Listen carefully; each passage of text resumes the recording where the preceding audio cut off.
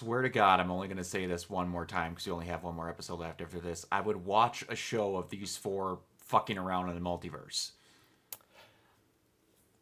And you know what? This is a better female team up than what we got in the actual MCU. Yeah.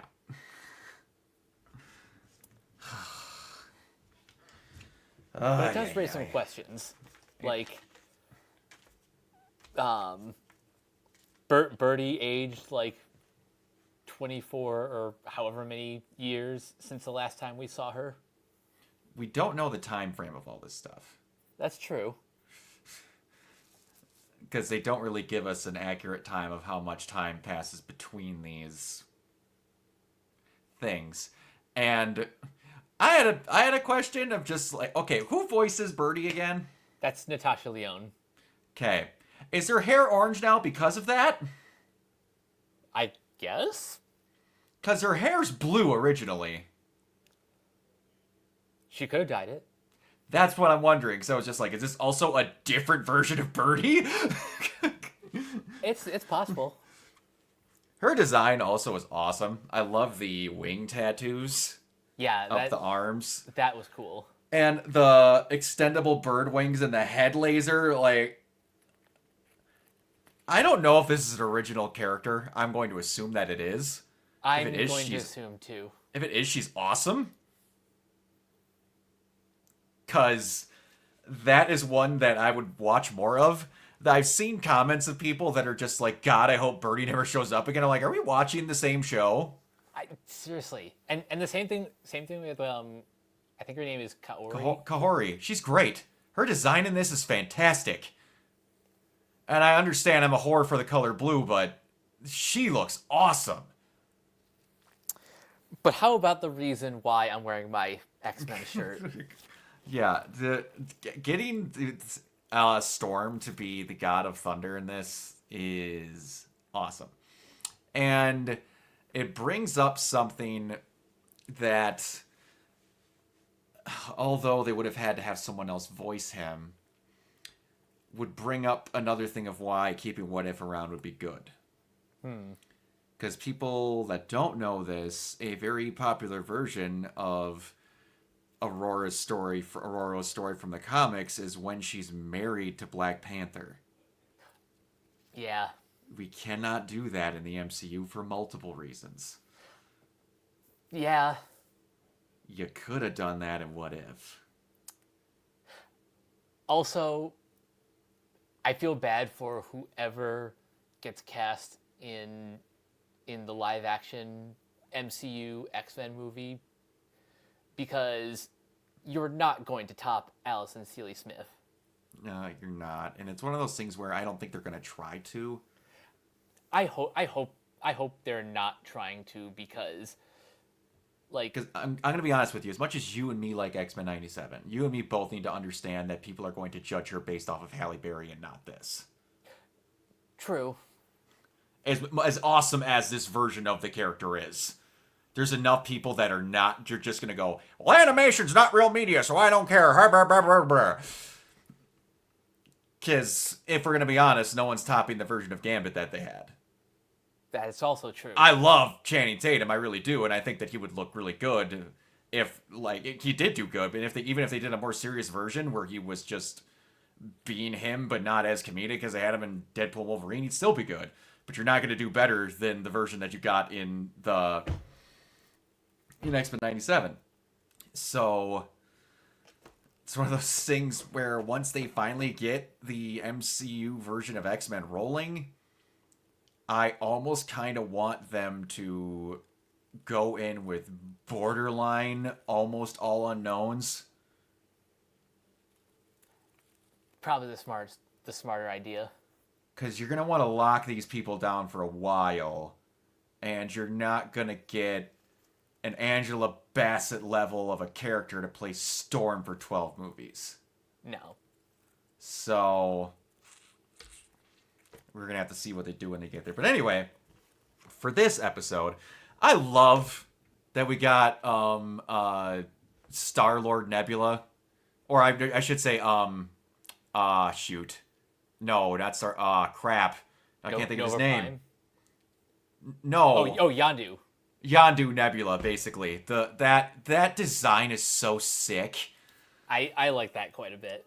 Oh, it's so good. And that's another thing about What If, that they can just randomly bring back a character and be like, yo, that was really awesome. Because they can be like, oh, that one was a stinker. People didn't like it. But we're bringing back that one. It's Captain Carter, Birdie, Kahori, and Storm, the God of Thunder. I love also when they don't name something and they show it in. I don't know why I thought this was so funny, but they just had. This thing's name is Cosmic Squid Monster, and in the subtitles it just said Cosmic Squid Monster does blah blah blah. No name, no nothing, just Cosmic Squid Monster. God, I love subtitles. It just shows nope, that thing didn't have a name. I don't care. It's awesome. I don't know why I think that's so funny, but it's hilarious to me. Now I have to ask, would you have wanted to see like an episode that is like the origin of how Storm obtained Mjolnir?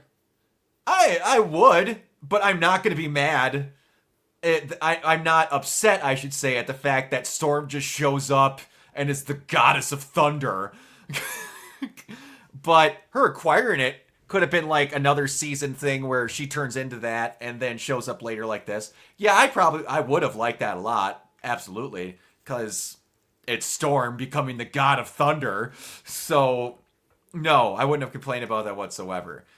But it's not enough to where I'm upset that the character's at this point without showing me how they got there. Because you're going to be worthy of Thor's hammer. It's Storm. Yeah. Yeah, no duh. So, yeah. But, no, absolutely. And I know you said it again. I just watched at this point where I'm watching them interact with each other on the ship going, this is another thing where I would watch a whole show of this. They're a bunch of just randos on a ship that found each other that the Watcher just went, hey, go make sure the world's a little less shitty in universes where you can. And this also, they're kind of bringing up now how where they're just, I guess, not breaking their own rule, which I've talked about with the Riri Williams episode, where they went, oh, there's tons of Ultrons that got the Infinity Stones we could go find, because they just kill everything and then just sit there. And we can use a TVA charge to blow up the planet, because he's the only thing there and we won't hurt civilians. Because I immediately went, you can't set a TVA. Oh, just Ultron's there being an evil dictator, so you're not losing anything. They obviously, when someone's going to complain, they're like, no, wait. We can this time, and it's not evil. I do like how they kind of subverted the whole thing, where they didn't show, we're going to go fight an evil Ultron and win. Because, again, season 1 of it was fighting that guy, and they barely won. I like how this time, it wasn't just Ultron. It was Vision who became Ultron. Yep. And then got the stone. So at the end he realized, oh, I fucked up, because he has Vision there, which is basically his conscience, which he didn't have in all the other versions. So they still found the one unique version of it where it's actually Vision and not Ultron, because they might not know who Vision is. Yeah, that's a nice touch that I appreciated. Yeah. So that was great. They did that very, very well. And I appreciate also how they had everyone try their own versions of how to get there and make the travel to the said destination work. It was nice that they showed everyone on the team has like a lot of smarts, a lot of things, but it's fifth dimensional travel. It's kind of hard to figure out. Yeah, I like that sort of trial and error element of the story, and of course Captain Carter has to do her, I'm the hero. I'm gonna make sure none of my friends are in danger. I'm not losing friends, kind of deal. Yeah, that was great. And they're starting and ending it with the first What If character that they ever did, which people getting irritated at whatever because they had Peggy have all of the whatever at the end of season 2. I'm like, guys, this is their main character of this show. Yeah, just like get over it. What are we even doing here? If this was a male, you would not be having these problems. Nope, not at all. You just wouldn't, and everyone's going to deny that. But it is again ovaries. That is why you're upset. It just is. Because if one guy picked up the Hela helmet, the Thor's hammer, the shield, and everything else, you wouldn't be upset because, yo, he's a big buff man. Of course he could do it. Blah, blah, blah. I saw enough people like, this is not my version of the Exiles that I want because it's not because it's all women. That's not the problem that I have. Tell me what the problem is. Well, it's not my... Oh, why is it not your version? Does estrogen have anything to do with it? Oh, you can't answer thanks. Sorry. Go shut up and go in your corner. Good lord. All right. But yeah, it's nice to see that they're able to... I've talked about this many times where, like, not every villain needs a redemption arc. Them showing a redemption version of Ultron is pretty cool, because you don't get that unless you're under the extreme circumstances that What If is, where he's been there for literal eons, staring into the void with nothing happening. And plus it's Vision as Ultron, so yes, the guilt is going to be ramped up. Exactly. So he's just like, oh yeah, I screwed up. Yeah. It's like, you are incredibly naive. Well, I was born yesterday. That line is so good. People, again, Age of Ultron is another freaking MCU movie that is way overhated. Good lord, that movie is way overhated. One thing before we end that I have to bring up, I appreciate that they had the freaking phone call with Darcy and Howard. Give me the donuts from that universe that carbs make you skinnier. Your mom really likes those donuts. You can't ignore us anymore, kid.